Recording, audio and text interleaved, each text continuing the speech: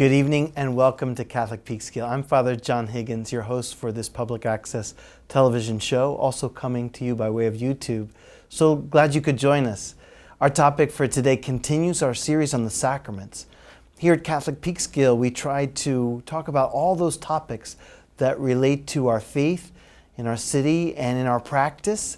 And it's a joy to speak about these 7 uniquely Catholic gifts by which the Lord confers His grace to us. The Catechism used to say that a sacrament is an outward sign instituted by Christ to confer grace. And the sacrament we want to talk about today is one that does that in many different ways. And our topic is holy matrimony.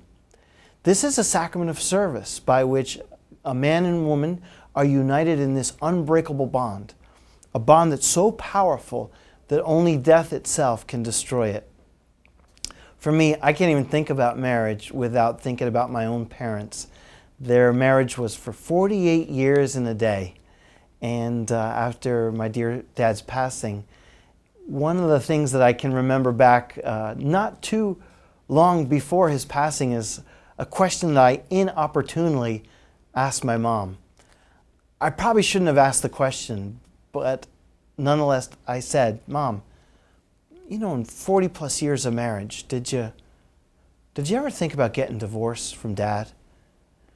And I'll never forget her response, and I know the question caught her off guard. She thought about it, and she said, "Divorce? Never. Murder? Many times." She really meant those words too. When we think about the grace that God gives us in the sacrament, why not divorce? And the answer goes back to the Scriptures. And to understand what Jesus wanted to do when He instituted the sacrament of marriage, you have to go back to that question that was placed to Him. Because they asked Him, they said Moses permitted the giving of a bill of divorce that a man would give to his wife, dismissing her, and turn the question back on Him. And He said, in the beginning, it was not that way. So what Jesus wanted to do in some way was to restore marriage to its original beauty, to give it back its divine grace, and maybe in a sense, instill it and infuse it with an even more powerful grace, the grace of His own death and resurrection. When we spoke about marriage, we said that the power of Jesus' death and resurrection passes into the sacrament. So when we speak about marriage, we talk about how God's grace infuses it and makes it powerful. In the beginning, Jesus said that for this reason a man leaves his mother and father and clings to his wife, and the two shall become one. What God has joined, men must not divide. He took it a step farther, and He said that, "Amen, amen, I say to you, if a man divorces his wife and marries another, he commits adultery. Likewise, if a woman divorces her husband and marries another, she commits adultery." These are hard words that Jesus spoke. And He was speaking about the essence of marriage and its indissolubility. So for our topic today, I'd like to speak about 4 different aspects. First, I'd like to talk about the theology of marriage. Number 2, I'd like to talk about how do you get married? What are the steps in get married in Catholic Peekskill? Number 3, I'd like to speak about the vows that couples take that include 4 key elements. And 4th and finally, I would like to speak about a little footnote about the topic of annulments and what that means in the Church. So to begin the first of these 4 themes, I'd like to go back to the drawing board and take us back to our introductory course in the sacraments. Let's go. You can see here on the board where we have these 2 circles. In our original diagram, we said that because you can't really draw the human soul, we were going to allow the circle to represent it. And on our introductory class and in some subsequent sessions also, we spoke about when someone's baptized, God infuses His grace in that person, and He gives it a kind of spiritual tattoo when they're baptized. So here we speak about 2 baptized souls. They live in God's grace and in His glory. thanks to the power they received at baptism. Now, this couple, this husband and wife, have found each other, and they decide to pledge their love together. And what God has joined, men must not divide. Our understanding of marriage includes this idea that when husband and wife are united in matrimony, their bond is unbreakable. And I'm going to even sneak in here and take away this line that distinguishes the boundaries of each individual soul, so you could see not only is marriage the union of two bodies, I'm not going to draw that, it's also the union of two souls, as depicted by these circles now united, these two baptized souls showing forth God's grace in the sacrament of matrimony. Think of the power that exists now, that there's this synergy where two are no longer two, but one life united in Christ. The example that the fathers of the church gave was take two pieces of wax. For example, take a red chunk of wax and a blue chunk of wax. When you take the red and blue chunks of wax and melt them together to make one big, now purple chunk of wax, once that's united, even if I wanted to, I couldn't take the blue and the red out of the purple. They're forever bound together.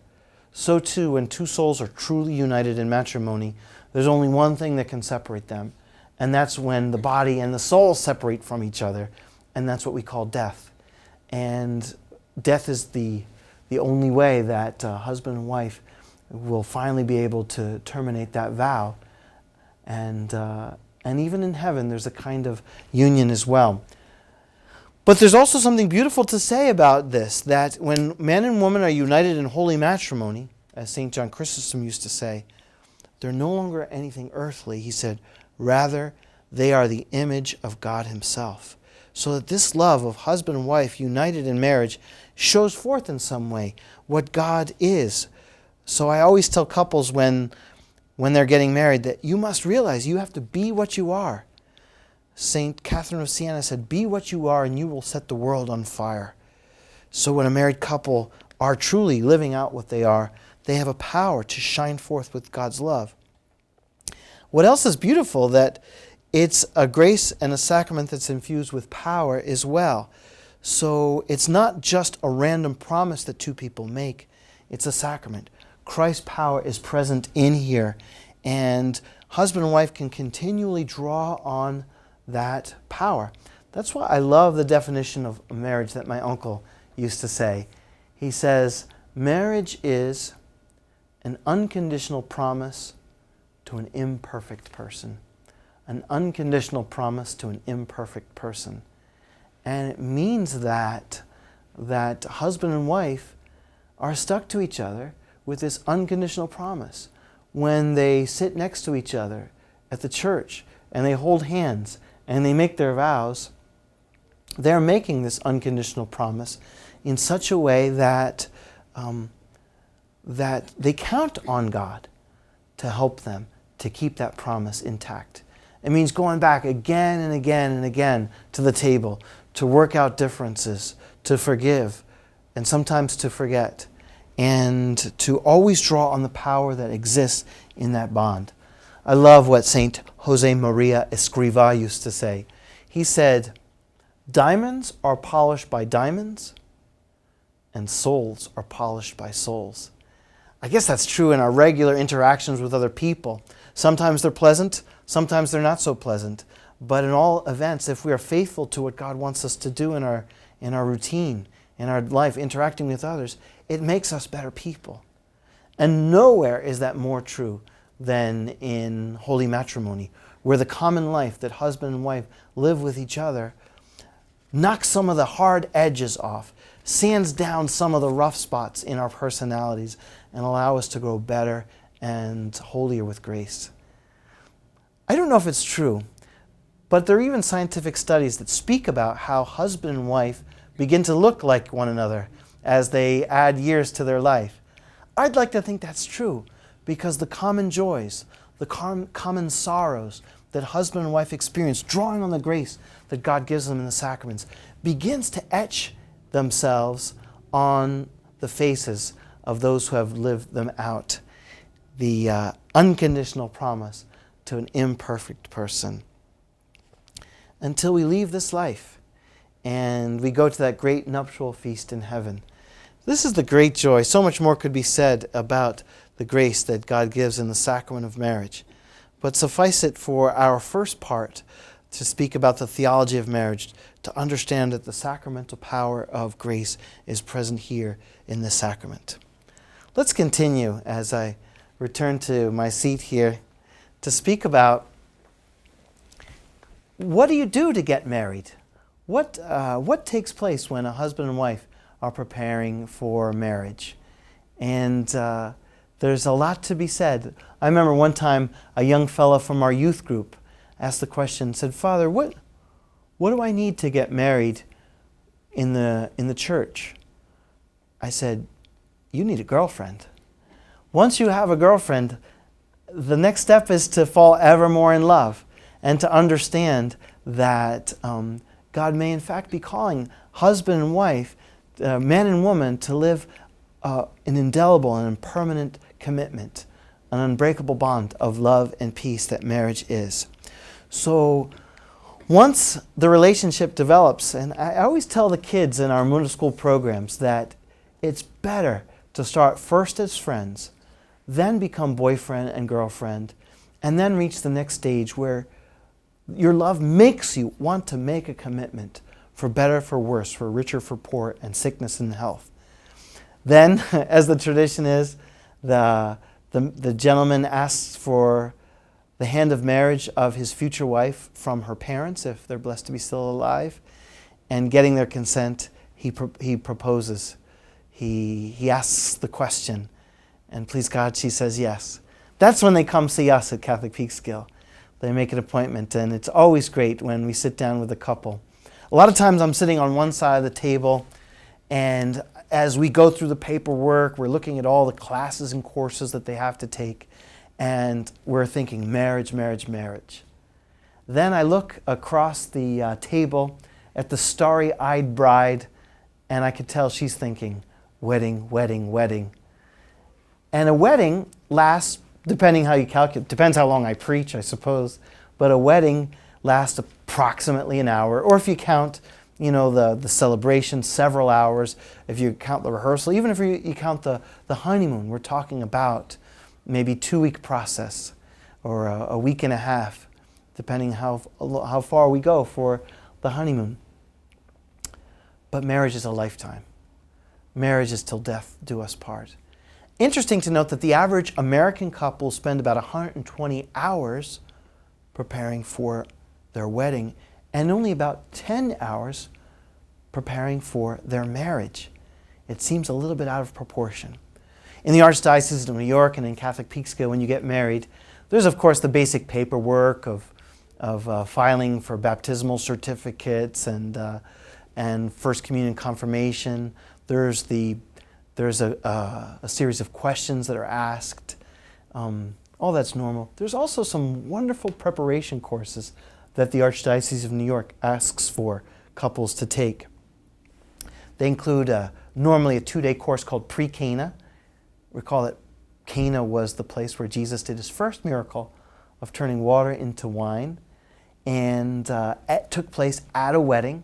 So Pre-Cana is the marriage preparation courses. And I want to tell you, they get high remarks, high reviews from the couples who go. Perhaps they go with low expectations, thinking it's going to be 6-7 hours of boring talks.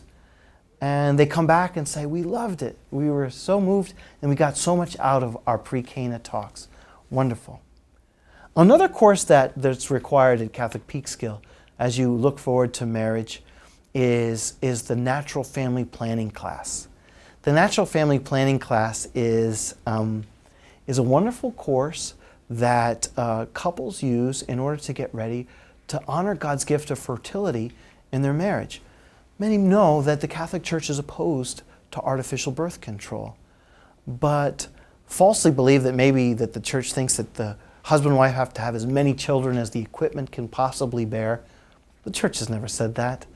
But it does say that if we need to limit the number of children to be responsible, good, loving, and provident parents, then you must have recourse not to artificial means, but to the natural cycles. And to learn all the symptomatic changes that allow a woman that's 99% effective and 100% natural to know her fertility, then that's why you take this course that can be taken online. It could be taken in the form of a webinar.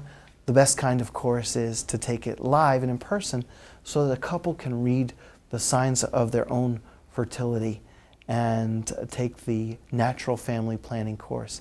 Interesting to note, one of the reasons why we ask couples to take the natural family planning is just statistical. The divorce rate in the United States of America, do you know what it is? It used to be 50%. I hate to be the bearer of good news, but it's gone down. It's gone down from 50% to 49%. Not such a good news. That means that still about half of marriages end in divorce. Here's another interesting statistic though. Couples who use the church's way, natural family planning, to understand and honor their fertility, they use, their divorce rate is unbelievably less. The divorce rate of couples who practice natural family planning is less than 1%. So if you want to increase your chances of staying together and husband and wife, there's just one thing you have to do. Practice this. So you can see why at Assumption Church in Catholic Peekskill, we ask all our couples to take the natural family planning course so that they could stay together till death do they part. I remember one time I had a couple. They were both widows. They wanted to get married in the church. They were already great-grandparents. He was 82 years of age. She was 84 years of age, but very upset that they had to take the natural family planning course.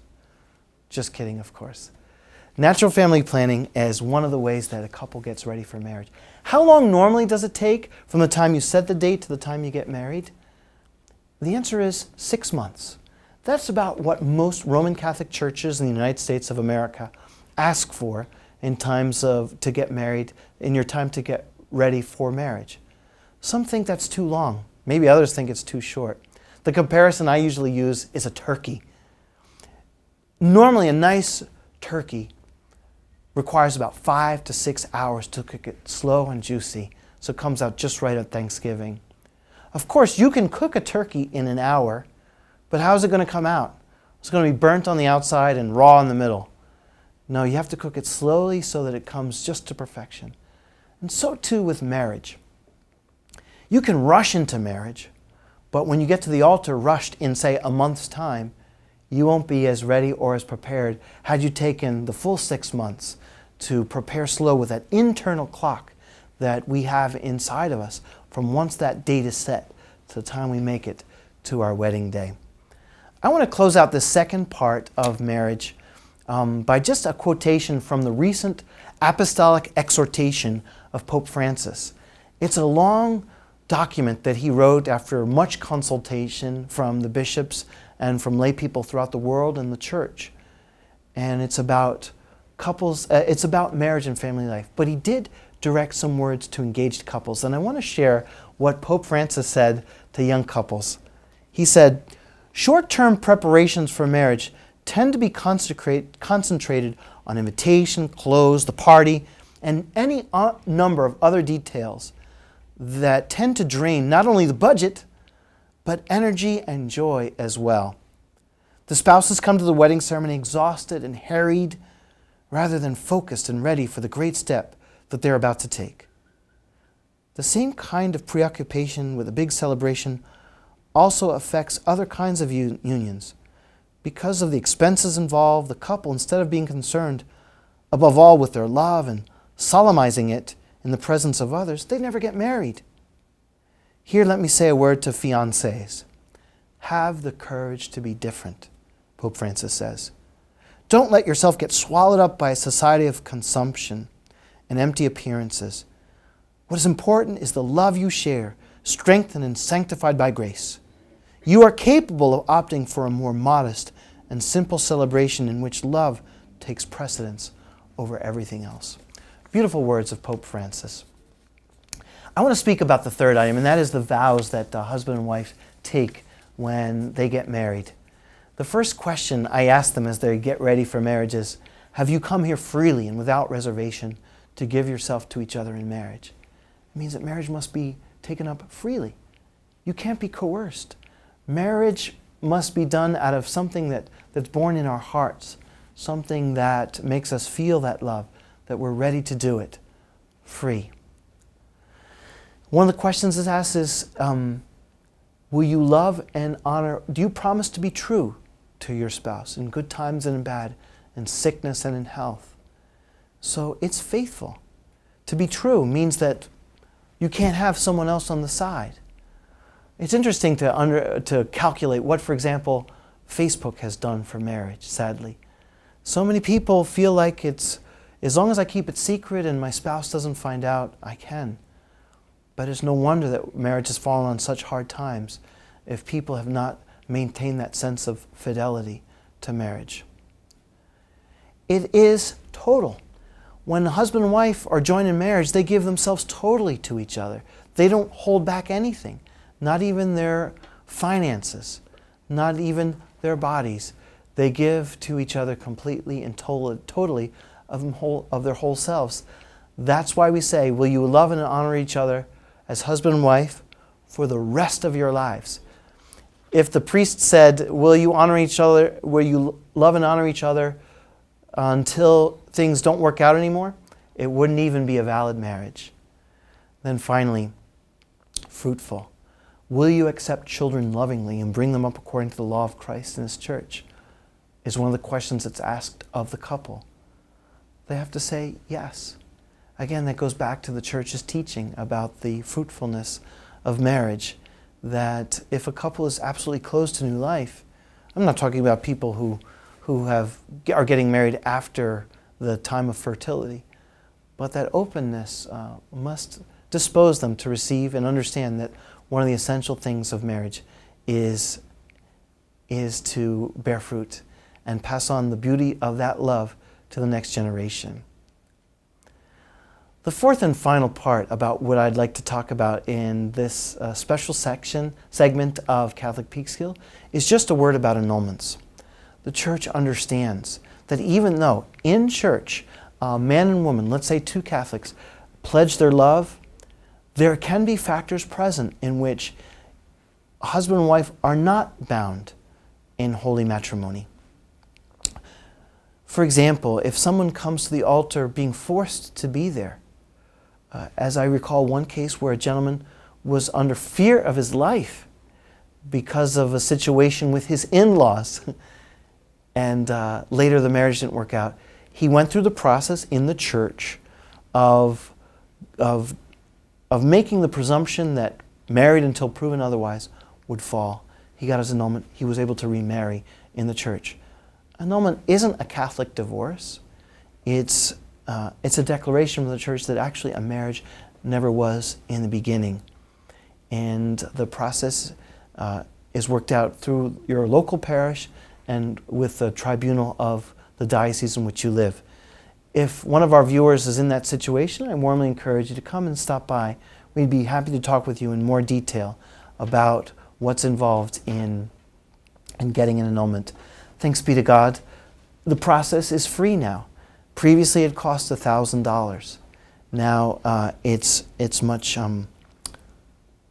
it's free for those who get it. So those are the four things I wanted to speak about in this episode of Catholic Peekskill. When we were talking previously about 6 months, that's what it takes to get married in the Catholic Church. If you're thinking about marriage, I hope you give us a call. We'll set up an appointment. And when we sit down, one of the questions I'll ask is, have you had your first fight yet? If you haven't had, sometimes maybe about 1 out of 50 couples will come and say, nope, they've never had a fight. Usually I say to them, okay, we're done for today. You go back home and have your first fight. Once you've had your fight, you'll be ready to start your marriage preparation. We understand that it's normal and natural. One last story about my mom and my dad. I recall some years back when my dad he told us a story about when they were getting ready to get married. They lived separately in New York City in 1965. It came time for them to come together to address the invitations and mail them. So they sat together, they finished all the invitations on that Saturday afternoon. They went to the local post office. Mom had the stack of invitations in her hand. Dad pulled down the door to the blue mailbox. Mom put the invitations there. Mom looked at Dad. Dad looked at Mom. And Dad slammed it closed and he said, "The die is cast." Later on I asked, "Dad, what did you mean by that?" Because that could have two opposite meanings. A die is a mold. When you cast the die, you cast the mold, your fate is determined. Your destiny is sealed. It's determined in the stars. Another interpretation, when you have two dice or a single die, what do? You cast it. You're gambling. And my dad would never answer the question as to what he meant. When husband and wife get married, they take a risk, and a joyful risk, because they know that they are held in the hands of the Lord. As you look forward to your marriage day, or as you look back many years later to your marriage day, please know that you must count on the grace and power of Christ in this great sacrament of marriage, whose power is working at you. And when you do come by, I hope you'll say hello. Thank you for joining us at Catholic Peekskill. This is Father John Higgins, and you know that you can find us on YouTube, on AssumptionPeekskill.org, or tap us on the shoulder when we see you in church. God bless you, and thank you for being with us.